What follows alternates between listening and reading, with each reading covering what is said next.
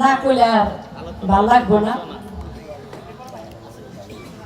ওই ভক্তের বাড়িতে দয়াল গেছে ফাল্গুন চৈত্র মাস। দয়াল যখন গেছে পানি দিয়া পাউটাও ধোয়া ফ্যান ছাইরা দিছে। ফ্যান ছাইরা দিতে এর মধ্যে আবার অনেক ভক্ত আছে, ফ্যানের বাতাস তো দিতে আছে, মানে পাখা দিয়েও বাতাস করতেছে। তো আবার এদিক দিয়ে খাবারের আয়োজন করা হয়েছে। যা হোক দয়ালকে পাউটাও ধোয়ালো, খাওয়ার আগে পুকুরের ঠান্ডা পানি দিয়া দয়ালকে গোসল করাইলো। পরক্ষণে দয়ালকে সামনে সুন্দর করে আসন পেতে দিয়ে সেখানে অনেক রকমের খানা দয়ালের জন্য হাজির করছে। তো সব মানে ভক্তদের মাঝে একজনের ভক্ত হয় নাই, সে আবার লক্ষ্য করে দেখছি যে দয়ালের কিভাবে ভজন সাধন করতে হয়। তো দেখে আবার ওই লোকটা খুব ভালো লাগছে।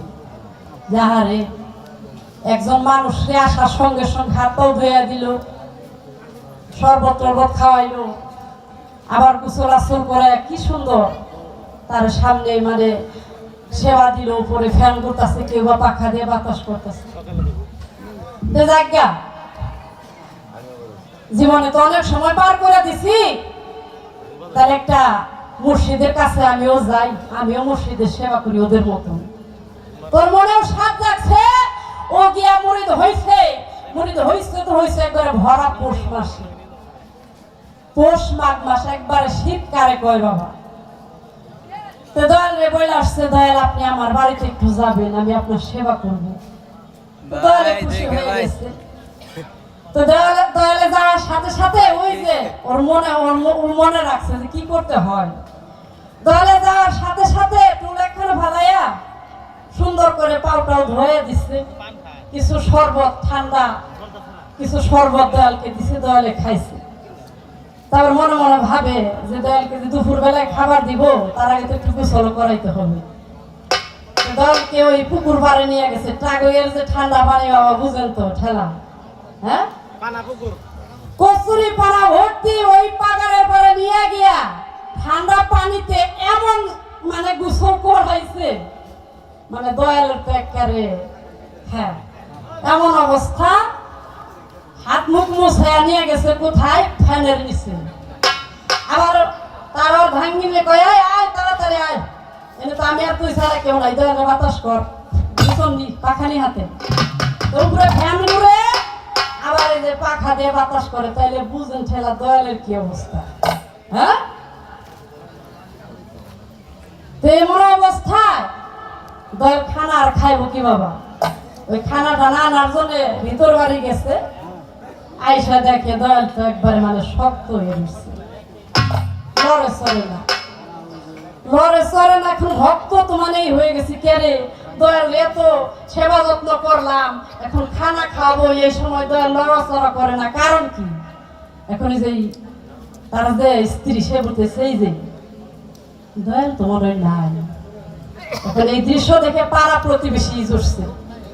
এখন পাড়া প্রতিবেশী জুইটা দেয় কি মানে পিসাব তো একবারে শেষ। পাড়া প্রতিবেশী কানাকানি করে, ওই কানাকানি শুই না ওই ভক্ত কইতাছে আরে তোমরা কানাকানি কইরো না, ভক্ত আমি ঠিকই আছিলাম, আসলে গুরু হইলো ভজনে টিকলো না, গুরুই ভজনে টিকলো না, দোষ আমার না।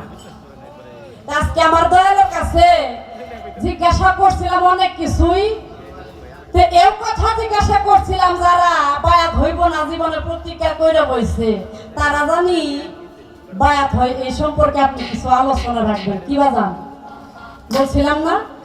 আর যারা বায়াত হয় নাই হইব কইল অথবা তারা মারা গেল হইতে পারলো না, তাদের পরিস্থিতিটা কেমন হবে, তাদের স্থানটা কোথায় হবে, এই যে আলোচনা গুলো রাখছিলাম।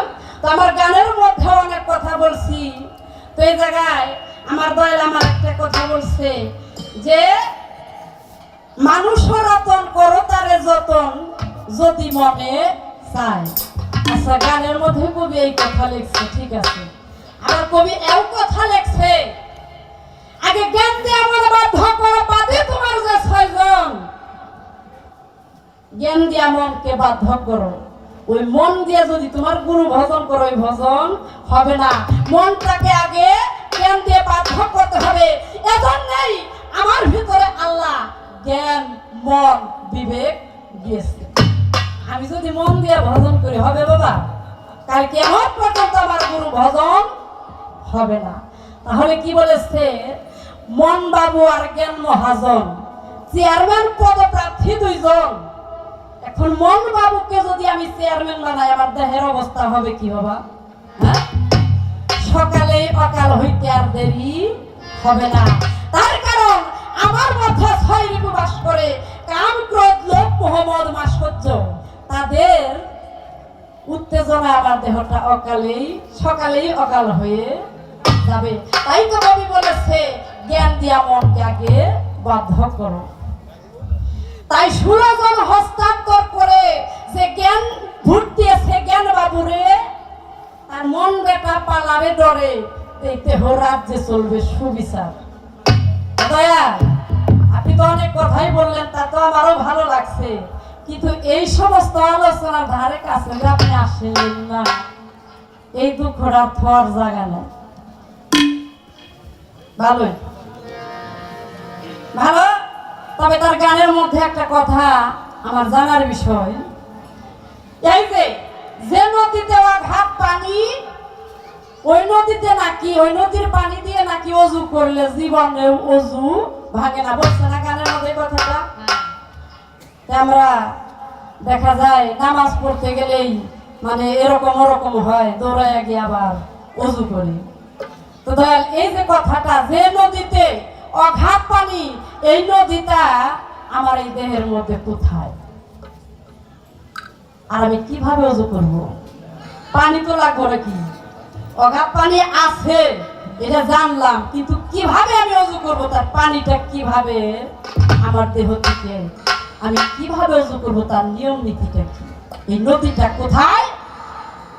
ছোট্ট করে আমি আমার দয়ালের কাছে এই কথাটা রাখলাম। তো যাক, এবার মৌখিক ভাবে কিছু রাখবো না বাবা,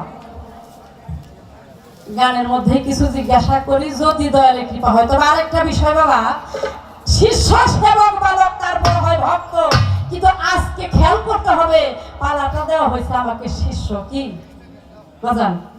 শিষ্য। শিষ্য এজন্যই আমি এখান থেকেও প্রশ্ন করতে পারবো, ওখান থেকে সব জায়গায় থেকে আমি প্রশ্ন করতে পারবো। আমি হলো শিষ্য। আমি কর্ম করতে করতে করতে করতে করতে কোন এক সময় সেবক হবো। কি বাবা? হ্যাঁ, গুরু দাসী রূপে আমি আমার গুরুর ভজন করব। শিষ্য সেবক যখন হয়ে যাব, তখন আমি বালকে পরিণত হব, এবং বালকে হয়ে যখন আমার কর্ম পরিশুদ্ধ হয়ে যাবে, আমি হয়ে যাব ভক্ত। ভক্ত হলেই হবে না, সেখানে আমার কর্ম আছে। তাই এবার আমি একটা গান আমি আমার দয়ালের কাছে রাখি। ধন্যবাদ সবাইকে।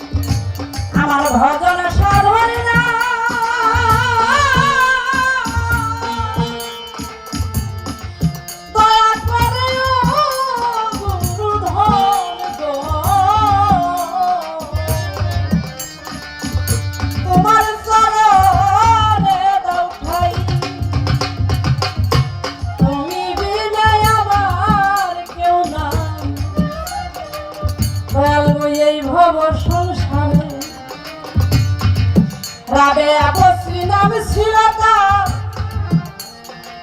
এ শাস্ত্র জানে সকলে, এমনই ইবাদত করত গো।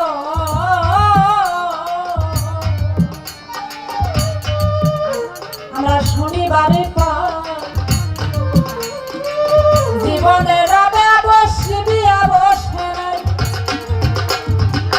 ঘর সংসার বাড়ি গাড়ি গো, চাইল না সংসারে, দিনে রাত্রি শুধু মাওলার ইবাদতই করে,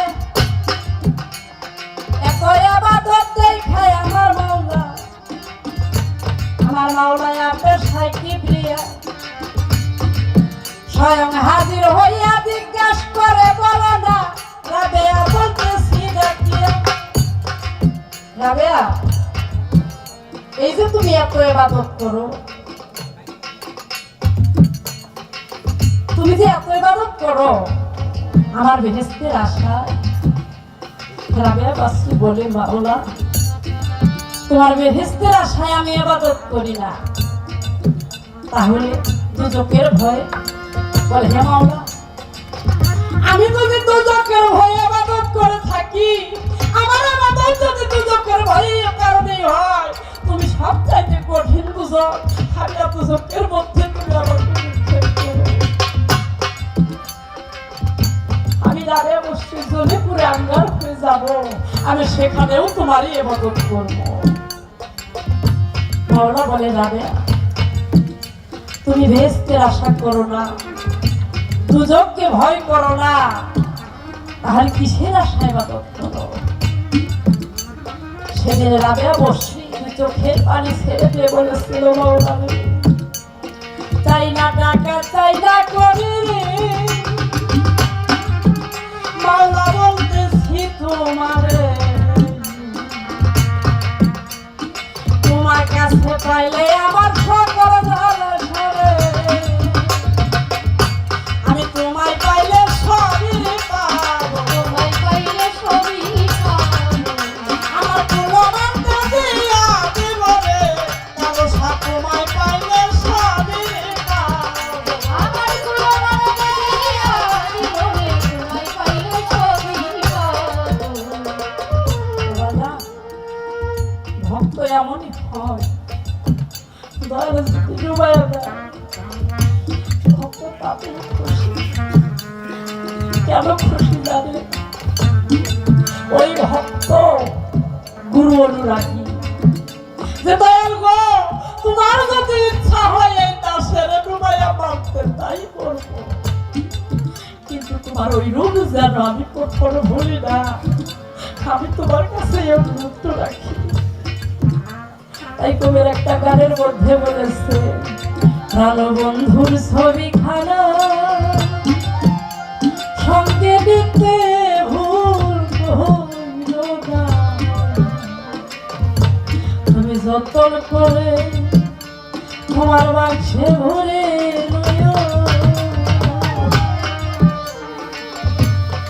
বাদল রাজা, আমি যে আমার সিদ্ধিত বন্ধুর ছবি খানা ভুলে না, আমি জানার সময় জানা আমার সেই দয়ালের রূপটাকে আমি সাথে করে নিয়ে যেতে পারি। তাই কবি কি বলেছে, যদি দুঃখ